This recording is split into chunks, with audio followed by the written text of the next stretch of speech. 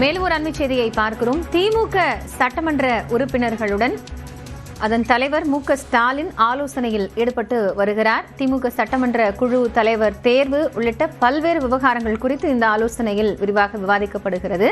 கூடுதல் தகவல்களோடு செய்தியாளர் கோகுல் இணைந்திருக்கிறார். அவரிடம் பேசலாம். கோகுல், இப்போ அறிவாலயத்துல திமுக தலைவர் தலைமையில் இந்த ஆலோசனை நடைபெறுகிறது. இதுல என்ன முக்கிய முடிவு எடுக்கப்பட வாய்ப்பு இருக்கு? கூடுதல் தகவல்.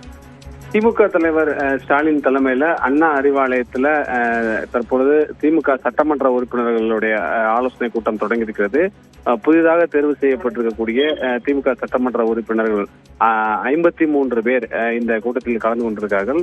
இந்த சட்டமன்ற உறுப்பினருடைய கூட்டத்துல சட்டமன்ற குழு தலைவர் தேர்வு செய்யப்படுவார் என எதிர்பார்க்கப்படுகிறது.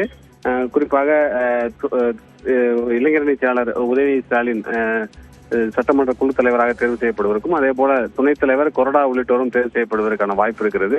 அடுத்த கட்டமாக தற்போது இருக்கக்கூடிய அரசியல் சூழல்ல பெரும்பான்மை கிடைக்காத நிலையில திமுகவுடைய அடுத்த கட்ட நகர்வுகள் எவ்வாறு இருக்க போகிறது என்பது குறித்து சட்டமன்ற உறுப்பினர்களோடு திமுக தலைவர் ஆலோசிப்பதற்கு வாய்ப்பு இருக்கிறது.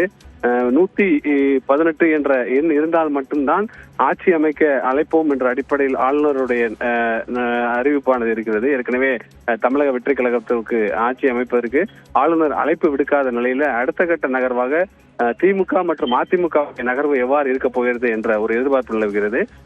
அதிமுகவுடைய சட்டமன்ற உறுப்பினர்களை புதுச்சேரியில அதிமுகவுடைய பொதுச்செயலர் எடப்பாடி பழனிசாமி சந்தித்திருக்கக்கூடிய இந்த நிலையில திமுக சட்டமன்ற உறுப்பினர்களோடு திமுக தலைவர் ஆலோசிக்கக்கூடிய இந்த கூட்டமானது ஒரு முக்கியத்துவம் வாய்ந்த கூட்டமாக பார்க்கப்படுகிறது.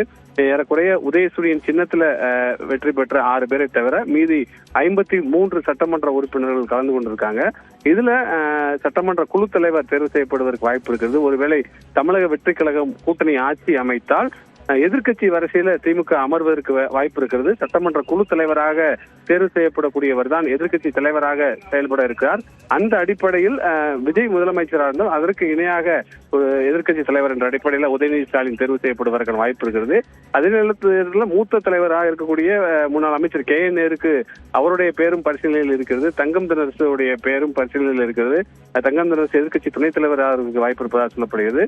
கொரோனாவாக துரை சந்திரசேகர் தேர்வு செய்யப்படுவதற்கு வாய்ப்பு இருப்பதாக சொல்லப்படுகிறது. இது போன்ற ஒரு பரிசீலனை இருக்கக்கூடிய நிலையில முதலமைச்சர் மு.க. ஸ்டாலின் தற்பொழுது திமுக சட்டமன்ற உறுப்பினர்களோடு அண்ணா அறிவாலயம் கலைஞர் அரங்கத்தில் நடைபெறக்கூடிய இந்த ஆலோசனை கூட்டத்தில் ஆலோசித்து வருகிறார். நன்றி கோகுல், விவரங்களுக்காக.